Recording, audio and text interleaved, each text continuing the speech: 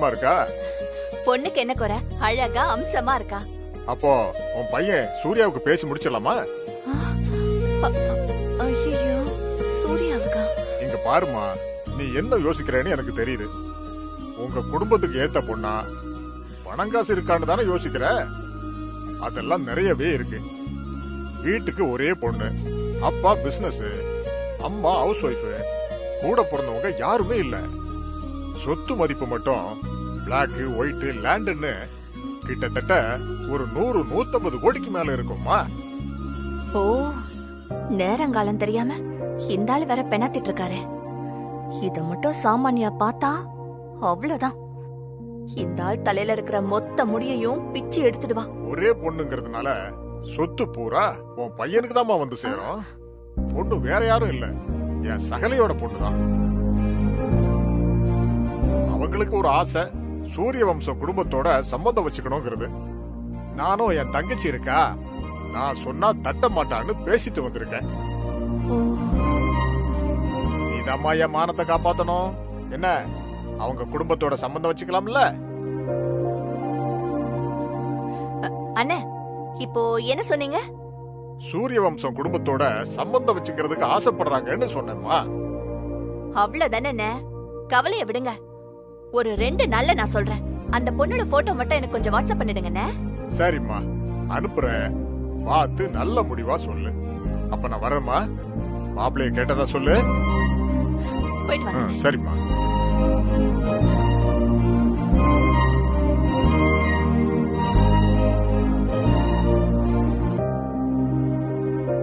இந்த பொண்ண சந்திரவுக்கு கல்யாணம் பண்ணி வச்சுட்டா அப்புறம் சமந்தா இந்த வீட்ல இருக்க முடியாது. நல்ல ஐடியா.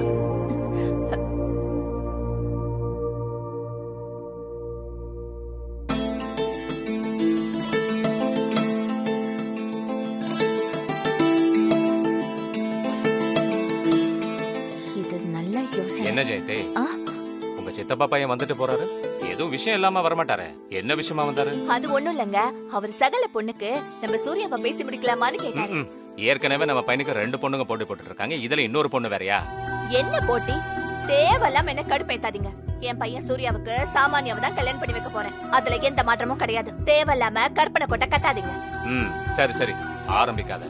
நான் கோட்டை கட்டுறது இருக்கட்டும், அந்த ஆளு தேவையில்லாம கற்பனையை வளர்த்துக்கிட்டு இருக்க போறான். உன் பையனுக்கு அமெரிக்கால இருந்து பொண்ணு பார்த்து வச்சிருக்கேன்னு நல்லா அழுத்தமா சொல்லிட்டியா? சொல்லலான்னு தாங்க நினைச்சேன். அப்புறமா எனக்கு ஒரு ஐடியா தோணுச்சு. என்ன ஐடியான்னு கேளுங்க. நான் கேட்கலன்னா நீ விடவா போற? சொல்லு. ஐயோ, அது இல்லங்க, பேசாம அந்த பொண்ணை நம்ம சந்திரவுக்கு கல்யாணம் பண்ணி வச்சுட்டா? நீ தேவையில்லாத வேலை பண்ற ஜெயந்தி. எங்க அன்னிக்கு தெரிஞ்சா அப்புறம் பிரச்சனை ஆயிடும். அவங்களுக்கு தெரியாதா அவங்க பையனுக்கு என்ன பண்ணணும்னு? இத பாரு, நீ தேவையில்லாம மூக்க நுழைக்காத. என்ன பேசுறீங்க நீங்க? நல்ல ஒரு இடம் வந்திருக்கு, அதையே விட்டு கொடுக்கணும். நீ இப்படி யோசிக்க மாட்டியே, எதுக்காக இப்படி பண்ற? ஆமாங்க, ஒரு காரணத்தோட தான் பண்றேன். உங்க அன்னிக்காரி சமந்தாவை எதுக்கு இந்த வீட்டுல வச்சிருக்கான்னு எனக்கு நல்லா தெரியும். அந்த சமந்தாவை பார்த்தாலே எனக்கு அப்படியே பொத்துக்கிட்டு எரியுது. அவ இந்த வீட்டுல இருக்கிற வரைக்கும் என் பையன் சூர்யா முழு மனசோட சாமானியாவை கல்யாணம் பண்ணிக்க மாட்டான். எவ்வளவு விரட்டினாலும் அந்த சமந்தா அட்டை மாதிரி வந்து ஒட்டிக்கிறேன். நான் என்னதான் பண்ண முடியும்? அதுக்கு தாங்க, பேசாம என் அண்ணன் சொன்ன பொண்ண சந்திரவுக்கு கல்யாணம் பண்ணி வச்சுட்டா சமந்தாவை எந்த உரிமையில இந்த வீட்டுல தங்க வைக்க முடியும்? அவ என்ன சந்திரவுக்கு அத்தை பொண்ணா இல்ல மாமா பொண்ணா? அப்படியே இருந்தாலும் புதுசா வரவ சும்மா விடுவாளா? அந்த சமந்தாவை அடிச்சே விரட்டிடுவா. என் பையனும் அந்த ஃப்ராடுக்காரி நினைப்பில்லாம நிம்மதியா கல்யாணம் பண்ணிப்பான்.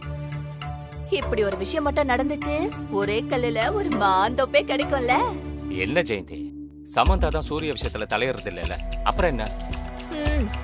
தலையிடுறது இல்ல, ஆனா சூர்யா கண்ணு முன்னாடியே குறுக்கும் நெடுக்கும் நடந்துட்டு இருக்கால. அவ இங்க இருந்தா சூர்யா கல்யாணம் நடக்காது.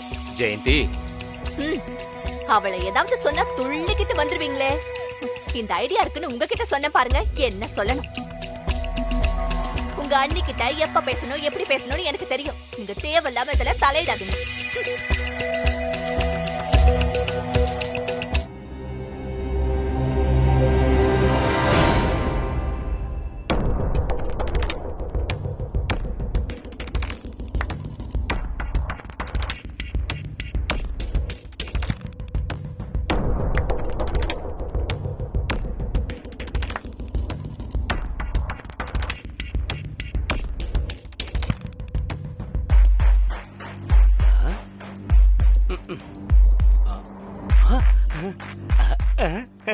வாங்க யூனியன் லீடர் சார். வணக்கம். சொல்லுங்க. மேடம் அமெரிக்கால இருந்து வந்திருக்காங்க. நம்ம சூரியவம்ச குடும்பத்துக்கு ரொம்ப நெருக்கமானவங்க. அவங்க ஏதோ உங்ககிட்ட தனியா பேசணும்னு சொன்னாங்க, அதான் கூட்டிட்டு வந்திருக்கேன். மேடம், இந்த விஷயத்தெல்லாம் நீங்க நேரடியா பேசினாதான் நல்லா இருக்கும். இடையில நான் இருந்தா அது அவ்வளவு சரியா வராது. அதனால நான் அப்படி ஓரமா இருக்கேன், நீங்க பேசுங்க. சொல்லுங்க மேடம், என்ன விஷயம்? அவர் என்ன சொல்லி உங்களை வர சொன்னாருன்னு எனக்கு தெரியாது. நான் ஸ்ட்ரெயிட்டா விஷயத்துக்கு வரேன். எனக்கு நீங்க ஒரு ஃபேவர் பண்ணணும். ஐ மீன், எனக்காக நீங்க ஒரு காரியம் பண்ணணும். முதல்ல விஷயத்த சொல்லுங்க. அதை பண்ண முடியுமா முடியாதான்னு அப்புறம் சொல்றேன். சரி, உங்க கம்பெனில சேலரி, போனஸ் இதெல்லாம் கரெக்டா கிடைக்குதா? கிடைக்குது மேடம். உங்க கம்பெனில உங்களுக்கு கிடைக்காத விஷயம் என்ன? உங்களுக்குன்னா உங்க மொத்த தொழிலாளர் டீமுக்கும் கேக்குறேன். எல்லாமே கிடைக்குது மேடம். நல்லா யோசிச்சு சொல்லுங்க. இல்ல மேடம், எல்லாமே கிடைக்குது.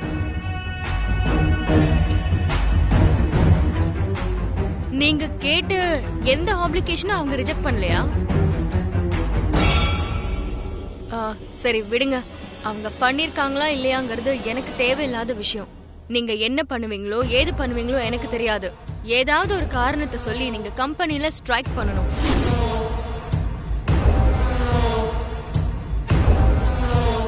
அதுவும் எல்லாரும் சேர்ந்து. நாங்க எதுக்கு மேடம் ஸ்ட்ரைக் பண்ணணும்? எங்க முதலாளி எங்களை நல்லா தானே வச்சிருக்காரு. இருங்க, நான் இன்னும் ஃபுல்லா கம்ப்ளீட்டா சொல்லி முடிக்கல. நீங்க அப்படி ஸ்ட்ரைக் பண்ணா உங்களுக்கு எவ்வளவு பணம் வேணாலும் நான் தரேன். உங்க லைஃப்லயே நீங்க பார்க்காத பெரிய அமௌண்ட் தரேன். அப்படி பணமா வேண்டானா உங்களுக்கு வீடு, கார், அப்படி இல்லனா உங்களுக்கு என்ன வேணாலும் கேளுங்க, எல்லாமே நான் தரேன். உங்க பசங்களுக்கு நல்ல எஜுகேஷன், இப்படி எது வேணாலும்.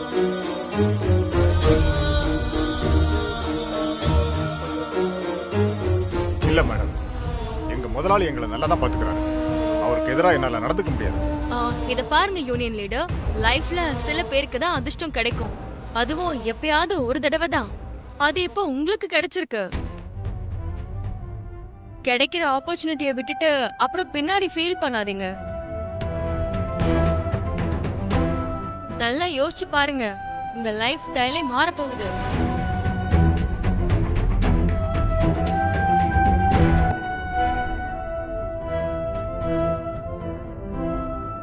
சரி மேடம், நீங்க சொல்ற மாதிரி நாங்க ஸ்ட்ரைக் பண்றோம்னு வச்சுக்கோங்க. அதனால உங்களுக்கு என்ன லாபம்? என்னோட லாப நஷ்ட கணக்கெல்லாம் உங்களுக்கு தேவையில்லை. உங்களுக்கு கிடைக்க போற ப்ராஃபிட் பத்தி மட்டும் யோசிங்க.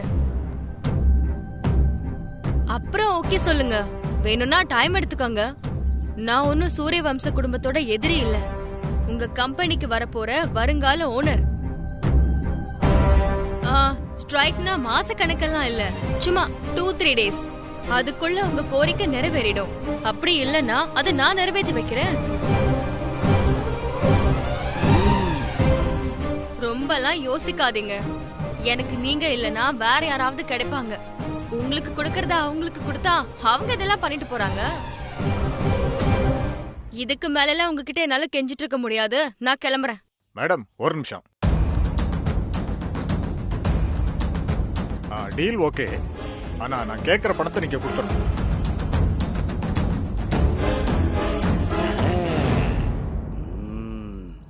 கண்டிப்பா. நாராயணன் வர மேடம்.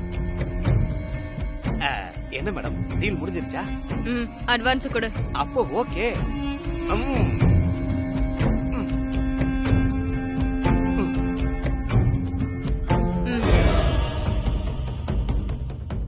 அட்வான்ஸ் எல்லாம் வேண்டாம் மேடம். ஸ்ட்ரைக் முடிஞ்ச உடனே மொத்தமா செட்டில் பண்ணிடுங்க. என்ன மேடம், நம்பிக்கை இல்லையா? நீங்க சொன்ன உடனே சில விஷயங்களை நான் கேட்காமலே ஒத்துக்கிட்டேன்ல, அதே மாதிரி தான் இதுவும். அப்புறம் இது விஷயமா யாருக்கிட்டையும் பேசாதீங்க. ஏன்னா எல்லாரும் முதலாளிக்கு விசுவாசமான ஆளுங்க. அப்புறம் உங்க திட்டம் பலிக்காது. இது நமக்குள்ள இருக்கட்டும். கண்டிப்பா ஸ்ட்ரைக் நடக்கும். வர மேடம்.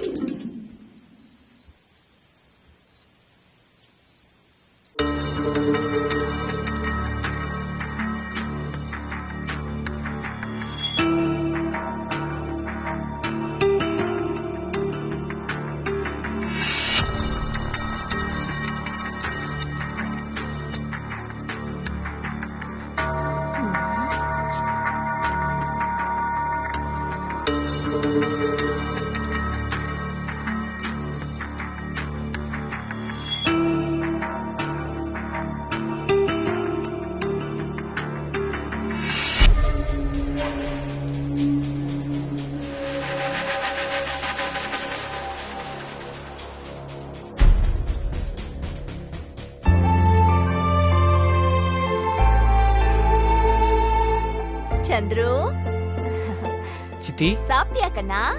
சாப்பிட்டேன் சித்தி. ஓ, சாப்பிட்டுட்டியா? சரி, சித்தி காபி போட்டு எடுத்துட்டு வரவா? இல்ல பரவாயில்ல, இருக்கட்டும், வேண்டாம் சித்தி. இல்ல, உன்கிட்ட ஒரு விஷயம் பேசணும். நீ வேற ஒர்க்ல பிஸியா இருக்கியே, அதான் எப்படி பேசுறதுன்னு தெரியல. என்ன சித்தி, ஏதாவது பிரச்சனையா? ஐயோ, பிரச்சனை எல்லாம் ஒண்ணும் இல்லப்பா. எதா இருந்தாலும் தயங்காம சொல்லுங்க. அது நீ முன்ன மாதிரியெல்லாம் இல்ல. இப்போ வேலைக்கெல்லாம் போக ஆரம்பிச்சிட்ட. உனக்கு பொறுப்பும் நல்லா வந்துருச்சு. நீயே நிறைய பொறுப்பெல்லாம் எடுத்துக்கிட்டு எல்லா வேலையும் நல்லா பண்ற. இப்ப அடுத்தது நீ என்ன பண்ண போற? வேற என்ன சித்தி, கம்பெனில சில பிரச்சனைகள் இருக்குல்ல, அத சூர்யா என்ன சால்வ் பண்ண போறாரு, நான் ஹெல்ப் பண்ண போறேன். நான் அத பத்தி கேக்கல. வாழ்க்கையில என்ன பண்ண போற?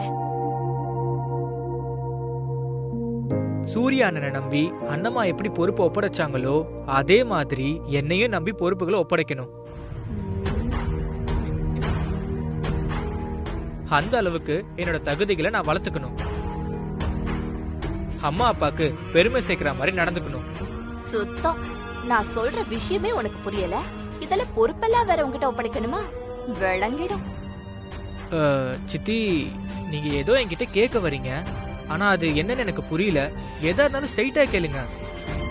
நீ இப்ப பொறுப்பான பையனா இருக்க. அப்போ எப்ப கல்யாணம் பண்ணிக்க போற? என்ன திடீர்னு எப்ப கல்யாணம் பண்ணிக்க போறேன்னு கேக்குறாங்க?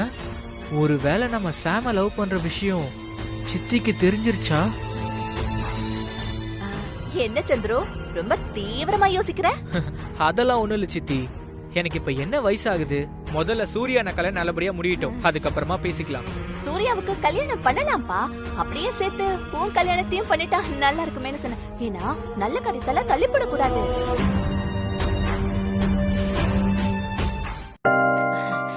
ஏன் அம்மா வீட்டு சொந்தத்துல ஒரு பொண்ணு இருக்கா. பத்மா கல்யாணத்துல உன்னை பாத்திருக்காங்க. அவங்களுக்கு உன்னை ரொம்ப பிடிச்சிருக்கா. பொண்ணோட போட்டோ கூட எனக்கு அனுப்பிச்சிருக்காங்க. நீ அந்த போட்டோ பார்த்துட்டு ஓகேன்னா சொல்லு. அடுத்த முகூர்த்தத்திலேயே கல்யாணத்தை முடிச்சிடலாம். சம்பந்தம்லாம் பேசி முடிச்சிட்டீங்க போல. அது இல்லடா, நல்ல ஒரு சம்பந்தம் வரும்போது விட்டுற கூடாது. அவ வீட்டுக்கு ஒரே பொண்ணு, சாதாரண ஆள் கிடையாது. எப்படியும் ஒரு 200 கோடி ரூபாய்க்கு மேல சொத்து தேரும். நாளைக்கே நீ ஒரு பிசினஸ் ஏதாவது பண்ணணும்னா அவ உனக்கு ஹெல்ப் பண்ணுவா.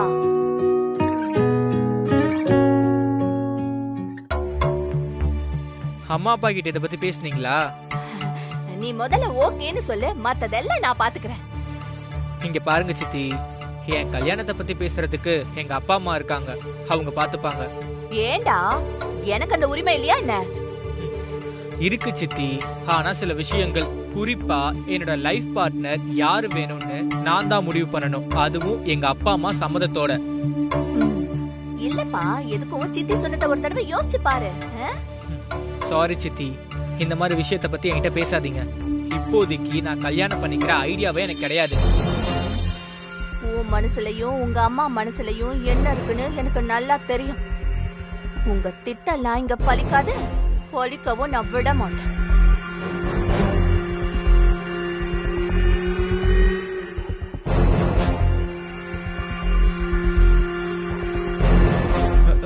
சித்தி, சொல்லுப்பா. கொஞ்சம் டயர்டா இருக்க மாதிரி இருக்கு, ஒரு காஃபி கிடைக்குமா? என் மருமகளுக்கு நான் ஹார்லிக்ஸ் போட போறேன். நீ எதுவா இருந்தாலும் உங்க அம்மாவை தானே கேப்ப, அவங்களே கேளு. ராஜி அக்கா, உங்க பையன் ஏதோ கேக்குறா பாருங்க.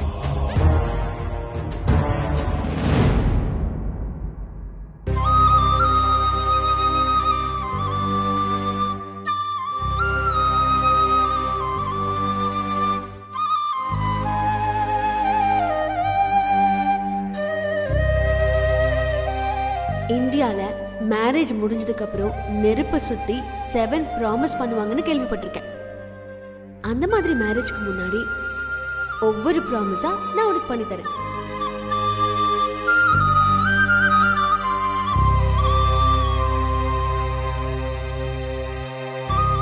நான் எப்பவும் உன் கூட தான் இருப்பேன். உன்னை விட்டு பிரியவே மாட்டேன்.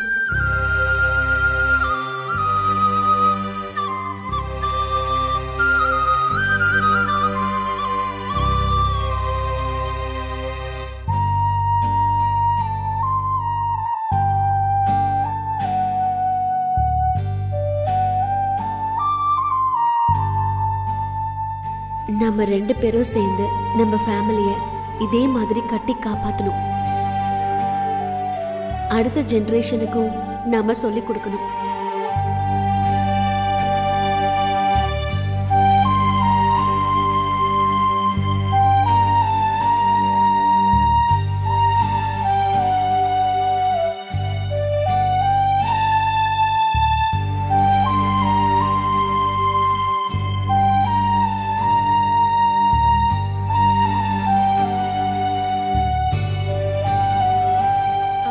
சூர்யா,